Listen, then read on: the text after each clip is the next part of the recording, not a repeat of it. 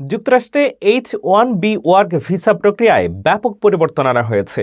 Trump প্রশাসন লটারির বদলে নতুন ওয়েটেড সিলেকশন সিস্টেম চালু করছে, যা উচ্চ দক্ষতা ও উচ্চ বেতনে বিদেশি কর্মীদের নির্বাচনের সুযোগ বাড়াবে। এই পদক্ষেপের লক্ষ্য হল আমেরিকান শ্রমিকদের বেতন, কর্মপরিস্থিতি ও চাকরির সুযোগ রক্ষা করা এবং H-1B প্রোগ্রামের স্বচ্ছতা নিশ্চিত করা। ইউএসসিআইএস-এর মুখপাত্র ম্যাথু ট্র্যাগেসর বলছেন, পুরনো লটারি সিস্টেমে কিছু নিয়োগকর্তা কম বেতনে কর্মী নিয়োগ করে স্থানীয় শ্রমিকদের ক্ষতি করতেন।